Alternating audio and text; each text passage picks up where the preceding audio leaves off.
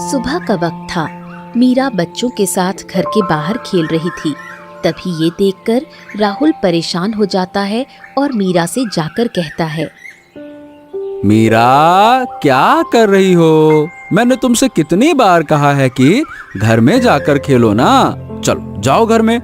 देखो, मैं काम पर जा रहा हूँ और मुझे आने में वक्त लग जाएगा, इसीलिए अब घर में ही रहना। भैया, मेरे माँ पिताजी तो है नहीं, लेकिन आप ना माँ पिताजी की तरह मुझे बहुत डांटते हो और हमेशा मुझे पाबंदी में रखते हो। नहीं, मैं सबके साथ खेलूंगी, मुझे नहीं जाना। ओहो, बात को समझा करो मीरा। ये दुनिया बहुत खराब है और सबकी नियत का पता नहीं होता, कौन कैसी नजर तुम पर रख रहा है। हाँ, नहीं तो समझा करो। देखो, मैं नहीं चाहता कि मेरी बहन को किसी भी तरह की तकलीफ हो, इसीलिए कहता हूँ मैं ये सब। अब माँ पिताजी नहीं है, उसके बाद तो तुम मेरी ही जिम्मेदारी हो ना, और मैं चाहता हूँ कि तुम्हें कोई तकलीफ ना हो। चलो जाओ जाओ जाओ जाओ। अरे भगवान के लिए जाओ ना, जाओ। अच्छा ठीक है भैया, जाती हूँ। मीरा घर के अंदर जाने लगी और राहुल काम पर चला गया। जैसे ही मीरा घर के अंदर गई, तभी एक विचित्र औरत वहाँ पर आ गई। तुम कौन हो और यहाँ क्या कर रही हो? तुम्हारा चेहरा इतना डरावना क्यों है? तुम अब नहीं बच सकती हो। मैं कई वर्षों से तुम्हारा इंतजार कर रही थी। अब तुम्हें मैं ऐसी मौत दूंगी जो एक दिन में 100 जन्म जैसी डरावनी होगी। तुम कौन हो और ऐसा क्यों कह रही हो? नहीं, तुम कुछ नहीं कर सकती। मैं अभी भैया को बुलाती हूँ। इतना कहकर मीरा बाहर देखती है, पर राहुल वहाँ नहीं होता, वो जा चुका था। तेरा भाई अब कभी यहाँ नहीं आएगा, क्योंकि वह काम पर चला गया है और तुझे मेरे चंगुल से अब कोई नहीं बचा सकता है। मेरी बरसों की मनोकामना आज पूरी होगी। मुझे छोड़ दो, भगवान के लिए मुझे छोड़ दो। मैं भैया का एक अकेला सहारा हूँ। अगर मैं चली जाऊंगी तो मेरे भैया अकेले कैसे रहेंगे? मेरे माँ पिताजी भी नहीं है। भगवान के लिए मुझ पर तरस खाओ। नहीं, मैं अपनी तपस्या यूं बर्बाद नहीं होने दूंगी। रुक जाओ, अभी बताती। विचित्र औरत काला जादू करती है और मीरा एक गुड़िया में बदल जाती है।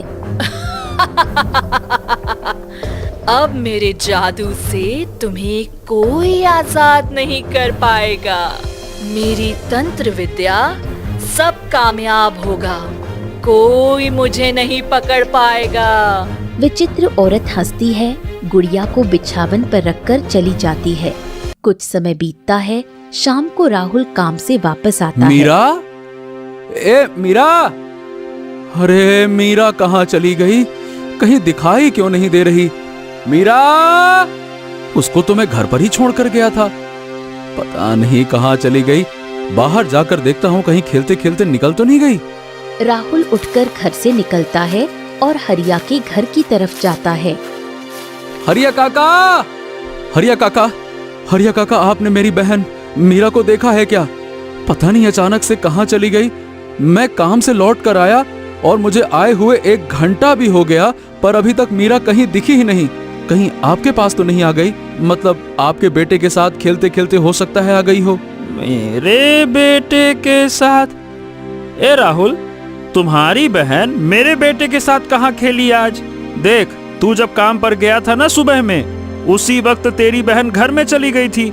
मैंने तो बस उसे सुबह ही देखा था, उसके बाद नहीं देखा। अरे पता नहीं कहाँ चली गई हरिया, बिना बताए तो कभी जाती ही नहीं थी। एक काम करो, आगे जाकर देखो कहीं और किसी बच्चे के साथ तो नहीं खेल रही। क्या है, कई बार बच्चों का खेलने का बड़ा शौक होता है, तो किसी के साथ भी खेलने में मन लग जाता है। एक बार देखो उसको। हाँ, इसी वजह से तो मैं भी परेशान रहता था। वो जहाँ भी बच्चों को देखती है वहीं खेलने लग जाती है। चलो मैं आगे देखता हूँ। वो आगे बढ़ता है और मदन के घर पहुंचता है। अरे मदन काका, मदन काका, आपने मेरी बहन को देखा है क्या? वो मीरा को पता नहीं कहाँ है, सुबह से गायब है, अभी तक लौटी ही नहीं है। कहीं आपके घर पर तो नहीं आ गई खेलते खेलते? अरे नहीं नहीं नहीं बेटा, मैंने तेरी बहन को नहीं देखा। हमने तो आज उसे देखा भी नहीं कि पता नहीं कहाँ चली गई। हे भगवान, पता नहीं कहाँ है और किस हालत में है मीरा। मैंने कितना कहा कि घर में रहना, घर में रहना, अब क्या कहूँ। वो कई घरों में पूछता है पर किसी को मीरा के बारे में कुछ नहीं पता चलता। राहुल थककर घर लौट आता है और बैठकर फूट फूट कर रोने लगता है। हे भगवान, हे भगवान, मैं कहाँ ढूंढूं? पूरे गांव में ढूंढ लिया पर मीरा कहीं नहीं मिली। कहाँ हो मीरा, कहाँ हो, किस हालत में हो? अरे बहन, कभी ऐसे घर छोड़कर तो नहीं जाती थी। हे भगवान, क्या करूं? बाप, पिताजी, मुझे माफ कर दीजिए, मैं मीरा की रक्षा भी नहीं कर सका।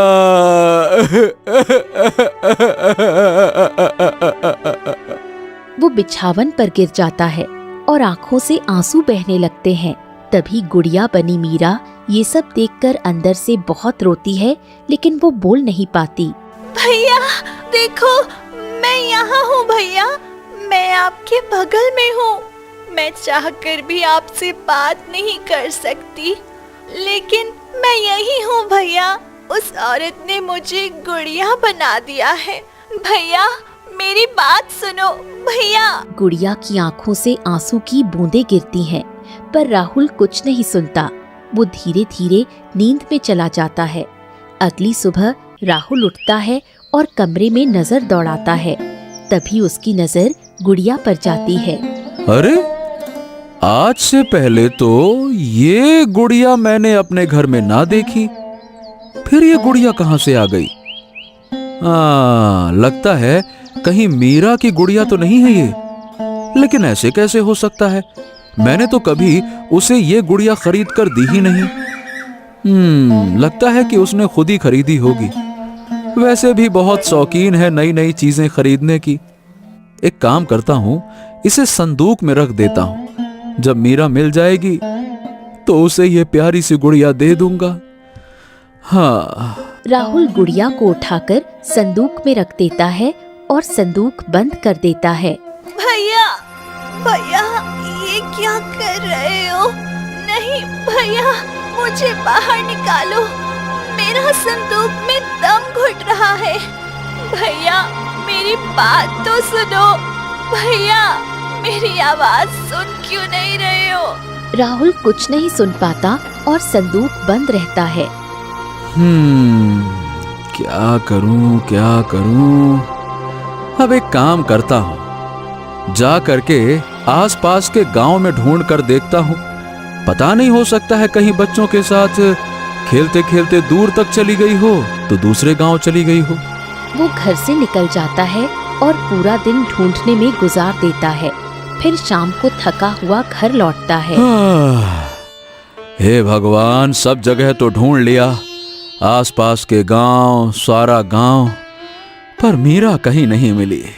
पता नहीं कहाँ चली गई। क्या बताऊं, क्यों मैं छोड़कर उसको गया। अचानक उसे कुछ अजीब महसूस हुआ। हाँ, ये आवाज कैसी है? मुझे बड़ा अजीब लग रहा है, जैसे जैसे कोई चीख रही हो, पर घर में तो कोई नहीं है। फिर ये आवाज कौन लगा रहा होगा? हाँ, लगता है मेरे मन का भ्रम होगा। उसने धीरे से चारों ओर देखा, घर में सन्नाटा था। हाँ, शायद मेरी बहन नहीं है, इसीलिए मुझे इतनी बेचैनी हो रही है। एक काम करता हूँ, मीरा नहीं है तब तक मीरा की गुड़िया से ही अपना मन बहला लेता हूँ। जैसी मीरा वैसी मीरा की गुड़िया। वो संदूक खोलता है और गुड़िया को बाहर निकालता है। भगवान का लाख लाख शुक्र है कि भैया ने मुझे संदूक से निकाल दिया और मुझे चैन की सांस आ रही है। देखो तो जरा इस गुड़िया की शक्ल, देखने में बिल्कुल मीरा जैसी लग रही है, एकदम प्यारी सी, मासूम सी, वैसी ही आंखें, वैसी ही मुस्कान। चलो एक काम करता हूँ, इसे ही अपने पास रख लेता हूँ। मीरा की बड़ी याद आ रही है मुझे। क्या करूँ, मीरा को तो ढूंढ लूंगा, पर अभी के लिए इसको ही रख लेता हूँ। पता नहीं किस हाल में होगी मेरी बहन। वो गुड़िया को अपने पास रखकर सो जाता है। भैया, भैया, मुझे इससे बाहर निकालो, मेरा दम घुट रहा है। राहुल को कुछ सुनाई नहीं देता और वो सो जाता है। तभी रात में चांद की रोशनी गुड़िया पर पड़ती है। ये क्या? चांद की रोशनी पड़ने से मैं इतनी बड़ी हो गई हूँ।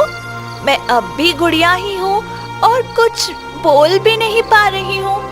भैया को मैं कैसे बताऊँ कि भैया देखो, मैं आपकी बहन आपके पास हूँ और आप इतने परेशान हो।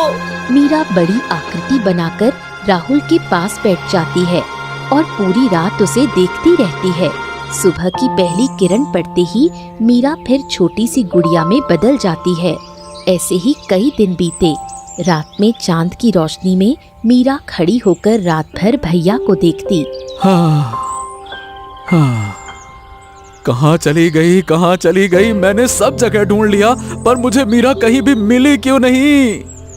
आज कुछ भी हो जाए, आज तो मैं अपनी बहन को ढूंढ कर ही लाऊंगा। इतने दिन बीत गए पर मेरी बहन अभी तक मिल ही नहीं। पता नहीं किस हाल में होगी, भूखी होगी, तबीयत खराब होगी, कहाँ होगी, कहीं कोई क्या क्या बताऊं।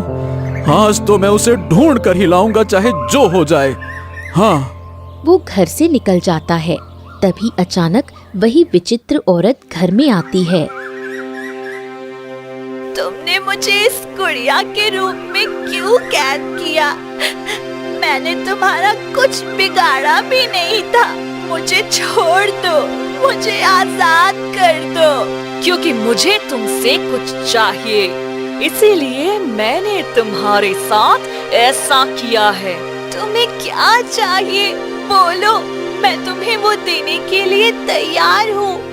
बस मुझे इस रूप से आजाद कर दो, मुझे छोड़ दो। बताओ तुम्हें क्या चाहिए? बताऊंगी। अब तू इसी में तब तक तड़पेगी और जितना तू तड़पेगी उतना मुझे ताकत मिलेगी और मैं अपनी इच्छा जल्द पूरी कर सकूंगी। नहीं, भगवान के लिए ऐसा मत करो, ऐसा मत करो मेरे साथ। मीरा फूट फूट कर रोने लगती है। अचानक तेज रोशनी फैलती है और विचित्र औरत गायब हो जाती है। इतने में राहुल घर आता है। हाँ, मेरी बहन मेरे पास नहीं है, लेकिन तुम्हें देखकर ना मेरी बहन की कमी थोड़ी कम महसूस होती है। चिंता मत करना, बहुत जल्दी अपनी बहन को ढूंढ कर ला दूंगा। तुम्हें भी मेरी बहन की याद आती होगी ना? तुम्हारे साथ खेलती होगी, तुम्हारा भी मन बहलाती होगी, है ना? चलो बहना, सो जाओ, मुझे भी नींद आ रही है, तुम भी सो जाओ। चलो सो जाओ, सो जाओ, सो जाओ। वो मीरा को सिरहाने रखकर सो जाता है। तभी आधी रात में फिर चांद की रोशनी पड़ती है। मीरा फिर बड़े आकार में आ जाती है। वहीं घर के बाहर विचित्र औरत खड़ी होकर देखती है। हाँ, अब सही वक्त है, मैं जाकर उससे बात करूंगी। तुम अभी क्यों आई हो? मैं देखने आई थी कि मैंने जो चाहा वह हो रहा है, यानी चांद की रोशनी पड़ते ही तुम्हारी आकार बड़ी और सूरज की रोशनी पड़ते ही तुम्हारी आकार छोटी हो रही है। तब मेरी शक्ति सच में प्रबल होगी। तुम ऐसा नहीं कर सकती हो, मुझे छोड़ दो। राहुल को नींद में मीरा की आवाज सुनाई दी। अरे, मुझे ये मीरा की आवाज आ रही है। मीरा। वो उठकर आवाज के पीछे घर के बाहर आया। तभी उसे मीरा, जो पीठ के बल खड़ी थी, उसे दिख गई। मीरा, मीरा, तू यहाँ क्या कर रही है? हे भगवान, मैं तुम्हें कई दिनों से ढूंढ ढूंढ कर परेशान हो गया था बहन। कहाँ चली गई थी तू? चल घर के अंदर चल, आजा आजा आजा आजा आजा।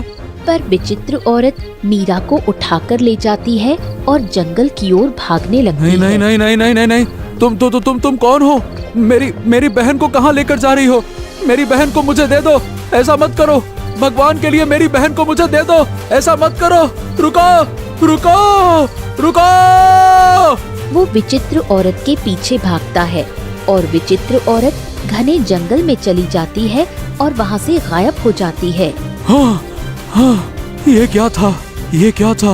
वो औरत कौन थी? ये कहाँ गायब हो गई? मैं मीरा को कैसे ढूंढूं?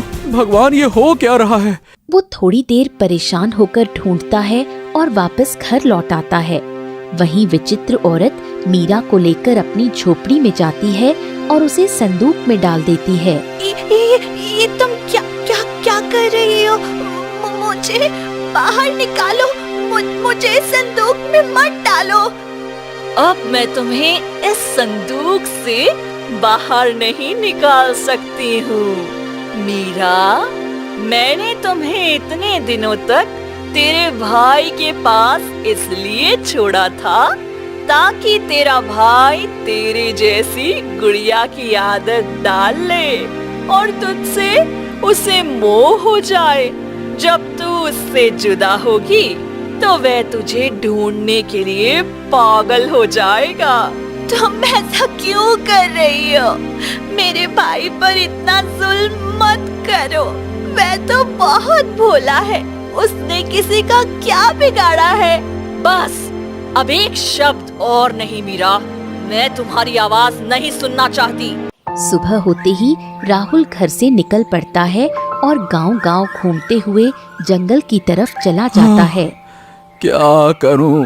पूरे गांव में ढूंढते ढूंढते अब जंगल तक आ गया हूँ, पर मेरी बहन का कोई अता पता नहीं चल रहा। हे भगवान, क्या मेरी बहन मुझे कभी नहीं मिलेगी? क्या मैं इसी दुख के साथ रहूंगा या फिर मर जाऊंगा? पता नहीं कहाँ गायब हो गई है वो और आगे बढ़ता है, तभी उसे एक पेड़ के नीचे सफेद कपड़े में बैठी एक औरत दिखती है। अरे ये कौन है? इतने घने जंगल में अकेली बैठी है। शायद कोई साध्वी होगी। मुझे जाकर अपनी बहन के बारे में पूछना चाहिए। हाँ। वो औरत के पास जाता है, तभी औरत आंखें खोलती है। तू यहाँ क्या कर रहा है? लौट जा, तेरी मौत तेरे बहुत करीब है। आपको कैसे पता कि मेरी मौत पास है? मैं तो बस अपनी बहन को ढूंढ रहा हूँ। कई दिन हो गए हैं, वो गायब है। क्या आपको पता है कि मेरी बहन कहाँ है? पता है तो बताइए। मैं एक नेक रूह हूँ। मैंने संत सनातन का मार्ग अपनाया है जो सबसे अलग है, पर तेरे दुख ने मुझे हिला दिया है। मैं तेरी मदद करूँगी। वो आंखें बंद कर अपनी शक्ति से देखती है कि मीरा एक गुड़िया बनकर संदूक में कैद है। वो आंखें खोलती है। हाँ, बताइए ना, कहाँ है मेरी बहन? कैसी है वो? क्या वो ठीक है क्या? तेरी बहन काली शक्तियों के जाल में फंसी है। उस पर एक दुष्ट शक्ति का कब्जा है और वो अब कभी आजाद नहीं हो सकती है। नहीं नहीं नहीं नहीं नहीं नहीं, ऐसा मत कहिए। मैं अपनी बहन के लिए कुछ भी करने को तैयार हूँ। इस दुनिया में मेरे पास बस वही तो है। मैं उसे किसी भी हालत में बचाना चाहता हूँ। मैं उसे खोना नहीं चाहता। बताइए ना, बताइए कैसे, क्या कर सकता हूँ मैं? तेरी बहन वहाँ है जहाँ 2 तालाबों का मिलन होता है। वहीं उस गहराई में वह कैद है। नेक रूह, मुझे ये बताइए, मैं वहाँ कैसे जा सकता हूँ? मैं तो बस एक गरीब मजदूर हूँ। मेरे पास न साधन है न ताकत। मैं अपनी बहन को कैसे छुड़ा सकूंगा? कुछ तो उपाय बताइए ना। अगर तू अपनी बहन को बचाना चाहता है तो ये तुझे करना ही होगा और कोई रास्ता नहीं है। हाँ तो ठीक है, अगर यही रास्ता है तो मैं जाऊंगा, चाहे मौत ही क्यों ना मिले। मैं अपनी बहन को जरूर बचाऊंगा। याद रखना, जब तू कश्ती में बैठेगा और तालाब के बीच पहुंचेगा, जहां कश्ती अपने आप रुक जाए वहीं उतर जाना। अगर तू डर गया तो कश्ती तुझे डुबा भी सकती है। हाँ, ठीक है नेक रूह, मैं ध्यान रखूंगा। जहां कश्ती रुकेगी वहीं उतर जाऊंगा। राहुल वहां से निकल पड़ता है। दिन बीत जाता है, रात होती है, भयंकर आवाजें आती हैं, लेकिन वो बिना डरे चलता रहता है। भूख प्यास से कमजोर होकर भी वो रुकता नहीं। तभी आगे बढ़ते हुए एक जगह वो गिर जाता है और उसके पैरों से खून निकलता है। अरे बाप रे बाप! अरे रे रे रे रे रे रे! हे भगवान, इतनी चोट लग गई। पर मैं रुकूंगा नहीं। मुझे मीरा तक पहुंचना ही है, चाहे कुछ भी हो जाए। वो जैसे तैसे उठता है और चलता है। फिर सुबह से रात हो जाती है। आधी रात को एक शेर की दहाड़ सुनाई देती है, लेकिन वो आगे बढ़ता है। कुछ देर बाद वो तालाब के पास पहुंचता है। भगवान का लाख लाख शुक्र है कि आखिर मैं तालाब तक पहुंच ही गया। अब बस मुझे कश्ती पर सवार होकर तालाब के बीच उतरना होगा। हाँ। वो चारों ओर देखता है। किनारे पर एक कश्ती दिखाई देती है। अच्छा हो, तो ये रही कश्ती। अब बस मुझे इसमें जल्दी से बैठ जाना चाहिए। वो कश्ती पर बैठता है। तभी कश्ती डगमगाती है, पर वो डरता नहीं और आगे बढ़ता है। पूरा दिन गुजरता है, फिर आधी रात होती है। तभी कश्ती अपने आप बीच तालाब में रुकती है। अरे ये क्या? कश्ती तो रुक गई, और वो भी बीच तालाब में। अब मैं यहाँ क्या करूं? कूदूं या फिर नहीं? नहीं नहीं नहीं नहीं, अगर कूदा तो शायद मैं मर जाऊंगा, लेकिन अगर नहीं कूदा तो मीरा को कैसे बचाऊंगा? वो आंखें बंद करता है। हे भगवान, हाँ, हे प्रभु, मुझे कूदना ही होगा। चाहे मौत हो या जिंदगी, फर्क नहीं पड़ता। मैंने संकल्प लिया है कि मैं लौटूंगा तो अपनी बहन के साथ। मुझे अपनी बहन को बचाना ही है। वो तालाब में कूद पड़ता है। उसका शरीर ठंडा पड़ने लगता है। हे भगवान! अरे बाप रे, मेरे शरीर की सारी गर्मी खत्म हो रही है। मैं डूब रहा हूँ। यहाँ तो पानी ही पानी है। कहीं उस नेक रूह ने मुझे धोखा तो नहीं दिया? अरे, अब तो मैं मरने जा रहा हूँ। वो आंखें बंद कर लेता है। उसका शरीर नीचे की ओर खिंचता जाता है और अचानक वो पानी के नीचे पहुंचकर एक चमकदार कांच के महल के बाहर आ जाता है। ये क्या? मैं कहीं मर तो नहीं गया? बाप रे, ये जगह तो किसी सपने जैसी है। कांच का महल पानी के अंदर कैसे हो सकता है? हे भगवान, कहीं मैं सपना तो नहीं देख रहा? फिर अपने आप को एक थप्पड़ मारता है। नहीं नहीं नहीं नहीं नहीं नहीं, ये कोई सपना नहीं है। यानी कि ये सच है। पानी के अंदर ये कांच का महल, यानी कि मेरी बहन इसी महल के अंदर कैद होगी। लेकिन मेरी मासूम सी बहन से भला किसी की क्या दुश्मनी हो सकती है जो उसे इतना दूर और इस पानी के नीचे एक कांच के महल में कैद करके रखेगा? अगर वो एक बार मेरे सामने आ जाए तो मैं उसे जिंदा नहीं छोड़ूंगा। हाँ, नहीं तो अब मुझे आगे जाना चाहिए। कहाँ है मीरा? राहुल कांच के महल के द्वार के सामने जाता है। तभी अचानक सामने मगरमच्छ दिखाई देता है। अरे बाप रे, तुम तो मगरमच्छ हो। देखो देखो देखो, मुझे खाना मत, मुझसे दूर रहो मुझसे। रुको रुको रुको। तू यहाँ क्या कर रहा है? चला जा यहाँ से, वरना मैं तुझे खा जाऊंगा। नहीं, मुझे इस महल के अंदर जाना है। मेरी बहन को किसी ने इस महल के अंदर कैद कर रखा है और मैं अपनी बहन को वापस लेकर ही जाऊंगा। मुझे अंदर जाने दो। तू अंदर नहीं जा सकता। यहाँ जाने से पहले तुझे मौत से लड़ना पड़ेगा। अच्छा, तो ये तुम्हारा महल है? नहीं, ये महल मेरा नहीं है, बल्कि मेरी मालकिन का है। मैं तो बस एक रखवाला हूँ और कोई भी मेरी मर्जी के बिना इस महल के अंदर नहीं जा सकता, समझे? देखो देखो, भगवान के लिए मुझे जाने दो। तुम जो कहोगे मैं वो करूंगा। बस मुझे मेरी बहन को छुड़ाना है इस महल से। पता नहीं बेचारी कितने दिन से यहाँ कैद है, लेकिन पानी के अंदर इतना शानदार कांच का महल, और ऊपर से तुम्हारी मालकिन। आखिर वो कौन है? इंसान है या कोई शैतान है, मुझे पता नहीं, लेकिन मुझे किसी भी हालत में अपनी बहन को छुड़ाना है। बस मुझे जाने दो, जाने दो, जाने दो। अच्छा, तुम मुझसे बातें निकालना चाहते हो, पर भूल जाओ कि तुम मुझसे कोई जानकारी हासिल कर सकते हो। चले जाओ यहाँ से, चले जाओ। अपनी जान बचाना चाहते हो तो अभी चले जाओ। ठीक है, तो मैं सीधी बात करता हूँ। मुझे अंदर जाना है, चाहे जो कीमत देनी पड़े। बताओ। ठीक है, मैं तुझे अंदर जाने दूंगा, पर मेरी एक शर्त है। अगर तू असफल हुआ और अपनी बहन को नहीं बचा पाया तो तू मेरा भोजन बनेगा।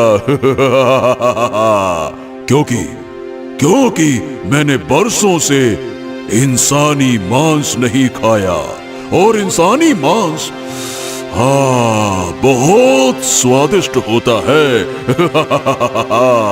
ठीक है, अगर कोई और रास्ता नहीं है तो मुझे ये शर्त मंजूर है।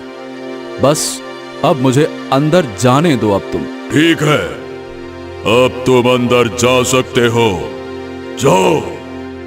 बाप रे, ये महल तो बड़ा ही वैभवशाली है। अंदर से कितना सुंदर दिखता है। पता नहीं इसकी मालकिन कैसी होगी। तभी सिंहासन पर काले कपड़ों में बैठी विचित्र औरत दिखाई दी। आखिर तुम आ ही गए। मैं कब से तुम्हारा इंतजार कर रही थी। क्या तुम मेरा इंतजार क्यों कर रही थी? और तुम ही इस महल की मालकिन हो? तो मेरी बहन कहाँ है? तुमने उसे बंदी क्यों बनाया है? मेरी बहन को वापस कर दो मुझे। नहीं, मैं तुम्हारी बहन को अब वापस नहीं कर सकती। तुम्हारी बहन तो एक गुड़िया में बदल गई थी, और अब वह इस दुनिया में है भी नहीं। मैंने उसे पाताल लोक भेज दिया है। क्या? ये क्या कह रही हो? नहीं नहीं नहीं नहीं नहीं, देखो, मेरी बहन को मुझे वापस कर दो। उसे पाताल लोक क्यों भेजा? आखिर तुम्हारी हमसे क्या दुश्मनी है? क्यों भेजा मेरी बहन को पाताल लोक? तुम दोनों ने मेरा कुछ नहीं बिगाड़ा, पर पाताल लोक में मेरा एक आदमी मर गया था, और उसे मारने वाली मैं खुद थी, क्योंकि उसने मेरे नियम तोड़े थे। वहां का एक नियम है कि ना वहां एक व्यक्ति ज्यादा रह सकता है, ना एक कम। इसीलिए उसकी जगह मुझे किसी और की आत्मा भेजनी थी, और मैंने तुम्हारी बहन को गुड़िया बनाकर भेज दिया। अरे, तो इतनी बड़ी दुनिया में सबको छोड़कर तुम्हें मेरी बहन ही मिली थी क्या? हम दोनों अकेले थे। हम दोनों ही एक दूसरे का सहारा, एक दूसरे का परिवार थे। न माँ बाप थे, न कोई रिश्तेदार। हम पर तो तरस खा लेती ना। तुमने ऐसा क्यों किया? क्यों क्यों? देखो, मुझे तुमसे कोई दुश्मनी नहीं थी, लेकिन जब मैं धरती लोक पर आई थी तो पहली नजर मेरी तुम्हारी बहन पर पड़ी। तुम्हारी बहन बिल्कुल पाताल लोक की लड़की जैसी लग रही थी, इसीलिए मैंने उसे गुड़िया बना दिया। जो मुझे सही लगा वही किया। तभी कोयल विचित्र औरत के पास आकर कान में धीरे से कहती है, मालकिन, आप झूठ क्यों बोल रही हैं? आपने तो कहा था कि मीरा को गुड़िया बनाकर राहुल के पास रखेंगे, ताकि उसे उसकी आदत हो जाए। हर रात वे गुड़िया असली रूप में आती थी और सुबह फिर गुड़िया बन जाती थी। आपने ही कहा था जब वे उसे खोजने आएगा तब वे खुद आपकी गिरफ्त में आ जाएगा। चुप हो जाओ। जब मैं बोलने को कहूँ तभी बोलना। अभी चुप रहो। ये मालकिन कोयल से क्या बातें कर रही है? कुछ समझ नहीं आ रहा। तो बताओ, अब क्या फैसला है? तुम क्या करना चाहते हो? मैं अपनी बहन के पास जाना चाहता हूँ और उसे वापस लाना चाहता हूँ। तो तुम्हें इसके लिए पाताल लोक जाना होगा। मैं एक साधारण इंसान हूँ, मैं पाताल लोक कैसे जा पाऊंगा? ये जो मेरे पास कोयल है, इसका गला मरोड़ दो और उसका खून पी लो, तभी पाताल लोक का द्वार खुल जाएगा। नहीं नहीं नहीं नहीं, मैं ऐसा कैसे कर सकता हूँ? मैं किसी का खून कैसे पी सकता हूँ? मैं इंसान हूँ। तो भूल जाओ, तुम कभी पाताल लोक नहीं जा पाओगे। मालकिन, मैं आपका वफादार सेवक हूँ। आप उससे ये क्यों कह रही हैं? पाताल लोक जाने का दूसरा रास्ता भी है, आप वो क्यों नहीं बताती हैं? क्योंकि मैं दूसरा सेवक चाहती हूँ। अब तुम्हें अपने पास नहीं रखना चाहती, इसीलिए तुम्हें मरना ही होगा। नहीं, ऐसा मत कीजिए। मैंने इतने साल आपकी सेवा की है और आप यही सजा दे रही हैं। मुझे तुम जैसे सेवक 1000 मिल जाते हैं, तुम्हारी कोई कीमत नहीं है। ये मुझे जिंदा नहीं छोड़ेगी, मुझे बदला लेना होगा। फिर कोयल ने अपनी शक्ति से राहुल के कानों में आवाज भेजी। राहुल, मुझे अपने साथ ले चलो, मैं तुम्हें पाताल लोक जाने का दूसरा रास्ता बता दूंगी। बस तुम मुझे झूठ मूठ का मारने का नाटक करो और मुझे यहाँ से बाहर ले चलो, क्योंकि मैं इतने सालों तक इसके साथ वफादार रही और ये मुझे मारने के फिराक में है। ये कैसी आवाज मेरे कानों में आ रही है? और ये कोयल मेरी ओर ही क्यों देख रही है? हो न हो, यानी कि इसके पास भी कोई शक्ति है। अपनी बहन को बचाना है तो कोयल को मारो। राहुल झूठ मूठ में कोयल का गला दबाने लगा और जोर से रोने लगा। मैंने ये क्या कर दिया? मैंने ये क्या कर दिया? ऐसा नहीं करना चाहता था। मुझे माफ कर दो दोस्त, मैंने अपनी बहन के लिए तुम्हें जान से मार डाला। बहुत अच्छा, अब इसका खून पीकर पाताल लोक चले जाओ और अपनी बहन को बचा लो। राहुल कोयल को लेकर महल से बाहर आया। धन्यवाद भाई, तुमने मेरी जान बचा ली, वरना वह मुझे मार देती। अब मुझे पाताल लोक का रास्ता बताओ। तुमने वादा निभाया, अब मेरी बारी है। मैं तुम्हें एक मंत्र बताती हूँ, बस वह मंत्र बोल देना, पाताल लोक का द्वार खुल जाएगा। कोयल ने राहुल के कान में मंत्र कहा और जैसे ही राहुल ने मंत्र पढ़ा, तेज रोशनी फैल गई और पाताल लोक का द्वार खुल गया।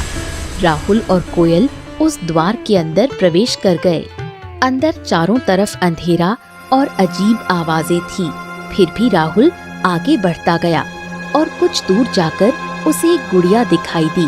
तभी वो दौड़कर उसके पास पहुंचा। भैया, भैया, आप यहाँ आ गए। मैं बहुत डर गई थी, मुझे लगा था कि मैं आपसे दोबारा मिल ही नहीं पाऊंगी। हाँ, अरे मेरी बहन, अरे कैसी है तू? तू ठीक तो है ना मीरा? मैं तुझे ढूंढते ढूंढते बहुत परेशान हो गया था। उस औरत ने तुम्हारे साथ बहुत बुरा किया है ना? भैया, मैं बहुत दिनों तक आपके ही घर में थी। आपके सिराने के पास जो गुड़िया रखी थी ना, वो कोई और नहीं, मैं ही थी। हर रात मैं मीरा बनती थी और आपसे बातें करने की कोशिश करती थी, लेकिन उसने मेरी जुबान पर ताला लगा दिया था। मैं चाहकर भी कुछ नहीं बोल पाती थी। मुझे यहाँ से ले चलो भैया, मुझे बहुत डर लगता है। चिंता मत करो बहन, मैं तुम्हें यहाँ लेने के लिए आया हूँ। अब चाहे कुछ भी हो जाए, मैं तुम्हें लेकर ही जाऊंगा। कोई भी हमें अलग नहीं कर सकता। तुम किसी गलत फहमी में हो राहुल। जिस मालकिन के साथ मैं इतने वर्षों तक वफादार रही, वो अगर मुझे मारने का आदेश दे सकती है, तो तुम्हें इतनी आसानी से यहाँ से जाने दे, ये संभव नहीं। और उसने खुद कहा है कि पाताल लोक में कभी कोई कम या ज्यादा नहीं होता है। अगर तुम अपनी बहन को लेकर चले गए तो यहाँ एक आदमी कम हो जाएगा, इसलिए वो तुम्हें यहाँ से जाने नहीं देगी। नहीं, मैं अपनी बहन को लेकर ही जाऊंगा। मालकिन ने कहा था कि वो मुझे रास्ता दिखाएंगी और मैं उस पर यकीन करता हूँ। ठीक है, लेकिन अपनी बहन को उस मालकिन के पास मत ले जाना। अगर तुम ऐसा करोगे तो वो उसे कभी ठीक नहीं होने देगी। तू पाताल लोक के दूसरे रास्ते से निकल जा। नहीं कोयल, मैं अपनी बहन को दूसरे रास्ते से नहीं ले जा सकता हूँ। वो अभी भी गुड़िया के रूप में है। मुझे उसे इंसान बनाना है और उसके लिए मुझे मालकिन के पास ही जाना होगा। मेरी बात मान ले दोस्त, मैंने तुझे यहाँ तक लाने का रास्ता दिखाया। अब तू बस किसी तरह यहाँ से निकल जा। अगर तू आज बाहर निकल गया तो मैं भी हमेशा के लिए इस पाताल लोक से मुक्त हो जाऊंगी। मुझ पर भरोसा रख।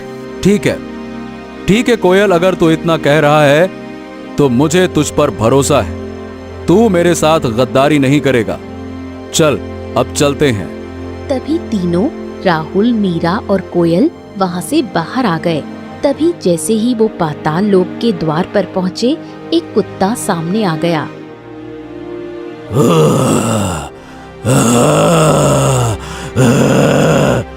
रुको, तुम सब कहाँ जा रहे हो? अभी मालकिन को बुलाता हूँ, वो जान जाएगी कि तुम भागने की कोशिश कर रहे हो।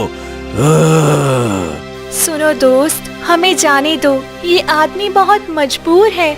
अपनी बहन को गुड़िया के रूप से आजाद कराकर इंसान बनाना चाहता है। उसे मत रोको। कोयल, तुम भी तो कभी मालकिन के वफादार सेवक थे, तो तुम ही बताओ, मैं कैसे जाने दूं? मैं भी उनका पहरेदार हूँ। देख, मैं भी कई वर्षों तक वफादार थी, फिर भी उसने मुझे मारने का आदेश दे दिया। एक दिन वो तेरे साथ भी यही करेगी। अगर तू अपना भला चाहता है तो हमारे साथ चल। यहाँ सबको सिर्फ मौत मिलती है और कुछ नहीं। हाँ, तू सही कह रहा है। मैंने भी देखा है कि मालकिन ने अपने कई सैनिकों को मरवा दिया। अब मैं भी यहाँ नहीं रहना चाहता। मैं भी तुम्हारे साथ चलूंगा। चलो।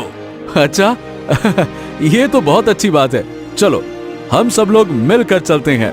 चलो। चारों गुफा से बाहर निकले और धीरे धीरे धरती लोक पर पहुंच गए। हाँ, देखो, हम सब बाहर आ गए, लेकिन अब मेरी बहन को कैसे ठीक करूं? ये तो अभी भी उस गुड़िया के रूप में है। बताओ मुझे। तुम्हारी बहन को आज ही ठीक करना होगा। आज पूर्णिमा की रात है। अगर आज नहीं हुई तो फिर कभी नहीं होगी। हाँ, तो कोई उपाय बताओ कोयल। तेरे पास तो दिमाग है, कुछ ना कुछ तो उपाय तू जरूर जानता होगा। बता। हाँ, मुझे याद है, मैंने एक बार मालकिन को अपने किसी गुप्त चरक से बात करते सुना था। पाताल लोक की असली मालकिन जो इससे पहले थी, उसने इस मालकिन के गलत रास्ते पर चलने का अंदेशा लगाकर एक ताबीज कोहिनूर के पत्थर के नीचे दबा दिया था। अगर इस मालकिन का अत्याचार बढ़ जाए तो उसी ताबीज से उसे नष्ट किया जा सकता है। उसके नष्ट होते ही तुम्हारी बहन का ये जादू भी टूट जाएगा। अरे वाह, ये तो बहुत अच्छा है। पर वो कोहिनूर का पत्थर मिलेगा कहाँ और ताबीज दिखेगा कहाँ? हाँ, कुछ भी हो जाए, मैं वो ताबीज जरूर हासिल करूंगा। बस मुझे ये बताओ कि वो है कहाँ? यही पास में ही होगा। पहली मालकिन ने वो ताबीज दबाया था, हमें वहीं ढूंढना होगा। चारों मिलकर पत्थरों के बीच खोजने लगे। थोड़ी देर बाद राहुल की नजर एक चमकते हुए पत्थर पर पड़ी। हाँ, यही है, जल्दी इसे हटाओ, इसके अंदर ताबीज छिपा है। सभी ने मिलकर पत्थर हटाया। अंदर से एक सुनहरी रोशनी के साथ ताबीज दिखाई दिया। हाँ अरे देखो तो, ये पत्थर कितना चमक रहा है। हाँ, शायद यही कोहिनूर का पत्थर है। देखो, चांद पूरी तरह निकल चुका है। अब इस ताबीज को चांदनी में रखो और अपनी बहन के गले में डाल दो। इससे वे गुड़िया से इंसान बन जाएगी और मालकिन हमें कभी देख नहीं पाएगी। फिर राहुल ने जल्दी से वो ताबीज मीरा के गले में डाल दिया। अचानक तेज रोशनी फैली और मीरा फिर से इंसान के रूप में बदल गई। भैया, मैं फिर से इंसान बन गई। आपने कर दिखाया। अरे मेरी बहन, बहुत दिनों बाद तुम्हें इस रूप में देखकर मैं बहुत खुश हूँ, बहुत खुश। हाँ, अब मैं तुम्हें कोई कष्ट नहीं होने दूंगा बहन, कोई कष्ट नहीं होने दूंगा। हमें यहाँ से तुरंत निकलना होगा, कभी भी मालकिन यहाँ आ सकती है। तभी चारों ओर एक नीली रोशनी फैली। विचित्र औरत वहाँ प्रकट हुई। तुम सबकी इतनी हिम्मत कैसे हुई मेरे पाताल लोक से भागने की, मेरे जादू को तोड़ने की? अब तुम सबको मैं खत्म कर दूंगी। अब बहुत हो गया, तेरी शक्ति अब किसी काम की नहीं रहेगी। मीरा, ताबीज को उसके सामने कर। मीरा ने ताबीज उठाकर विचित्र औरत के सामने कर दिया। चांद की रोशनी ताबीज पर पड़ते ही उसमें से दिव्य प्रकाश निकला। विचित्र औरत चीख पड़ी और वहीं जलकर भस्म हो गई।